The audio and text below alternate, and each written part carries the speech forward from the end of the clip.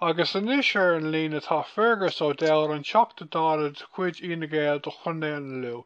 Agus fáis de ras go dtíon chlár? Good mí lá go just an Cúrsaí a living imagine. Okay.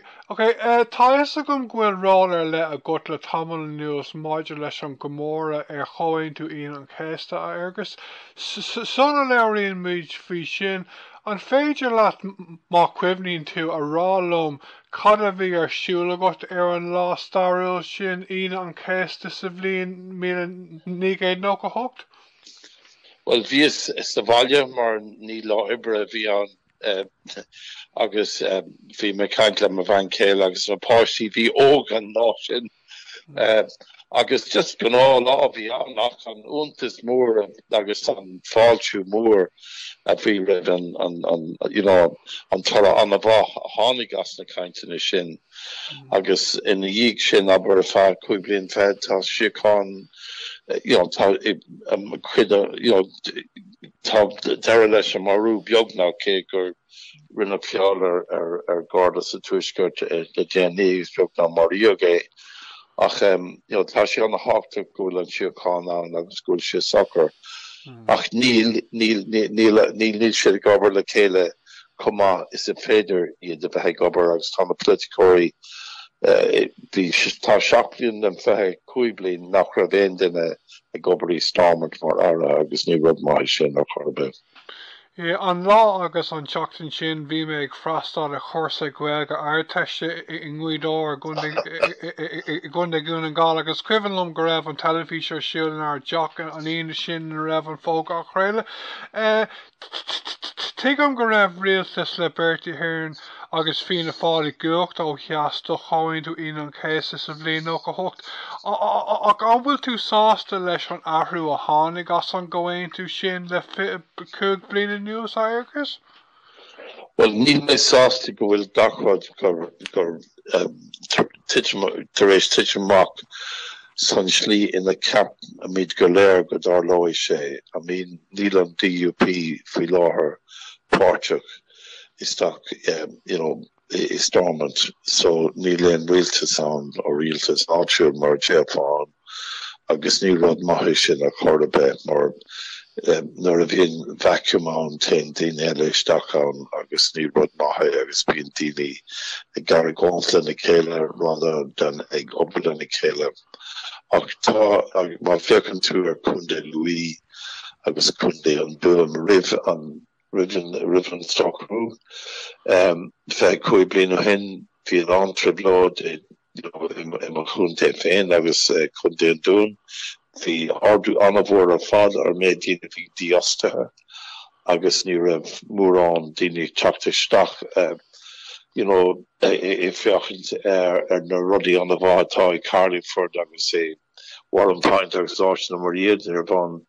So ina dhéag tá fás mór tagtha ar méid déanaí atá ag teacht ag filisteach chun feochant na áitina féile atá i Carlingford agus timpeall Dundalgan agus Trehedáha agus tá fás mór sa méid daoine tá ag gobar tá an dí ostíoch tá sé beag nach imethe agus tá go ná saoil agus tá ceangailt an bhór idir aber chundé an dún agus chundé Louis agus a cóthátha idir Dundalgan agus Orcin Trá.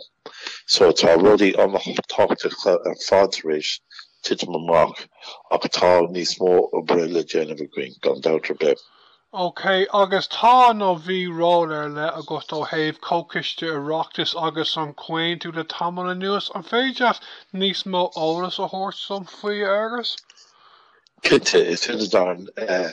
Bhí mar feachcha ar céine daoine a bhfuil beag fós go raibh takeíocht mór acu agus a rinne an obair cuaig agus an caint agus an chorá go dtí an lá Darren go dtí Good Friday agus bhí John Major na ní raibh sé anna go an sin ach an Downing Street Declaration a bhí an agus bhí sé cainting mar an fá gur cheas sé go mór ar thaobh na siocána den scéal agus rinne sé gach bar gur féidir leis dhéanamh go mbeadh na siocána ann. Dini on a guard Jonathan Powell, Vishay Chief of Staff to Tony Blair, Vishay Kindling, Mayaler on obviously on real to sauce like now she Kate Co talk is a bit on Queen and Chéasta and Comóradh Shin. I'll be my kind to George Mitchell o America. I guess a number of initiate more Cahirlock, I guess brew a queer in the 40 up at Brule Kayla. Be more kind to Bertie Ahern, Bishop more Taoiseach, I guess, for the water boss is done on the Horizon. And on Porsche Spectriachta, I guess Keiko Talk is a made a real Bertie Ahern, more Taoiseach along Shin. Can she call a Cúrsaí?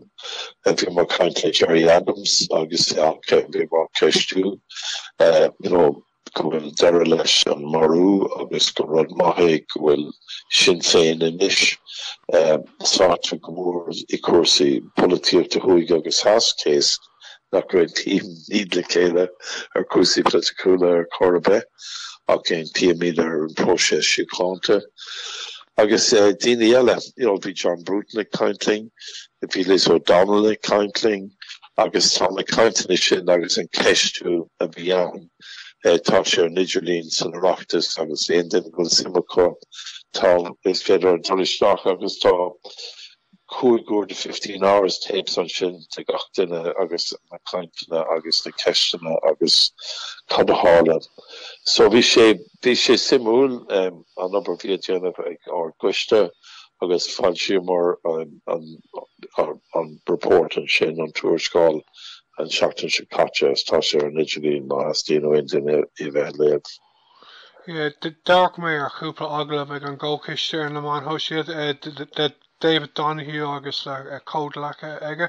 Is ceismhór é seo deirfín agus an bhfuil tú muíach gur féidir leis an gáhain tú leanar go raibh go fadtharm go. Tá deacrutí mór an faoi láthair agus más rud é nach glachan an DUP páirteach caithfidh nach mé catacol veto forever a vehicle. Ní féidir le ein drum in ein tier rá no go buan mar a So an mutá tá tromlach atá tafas a tuisgurt tá sé dí bháhar go meach an assembly ar siúl I Stormont. Níl sé siúl teis nach tegan an mionnach leis talraig agus níl si sásta a páirte go dlacha an. So tá mé sé cuairt agus tá sé na háta go dúb for an town dun DUP a aigna I dhéanamh suas. Ach ní féidir bheith go dó leis an yes, no. So tá daoine ag smaoinmh, más rud é treis an town agus ní leon duine a chur in brú ortha go pueblí tá sa gon go léir tá sé suastaí dóibh ag na dhéanamh suas iad féin.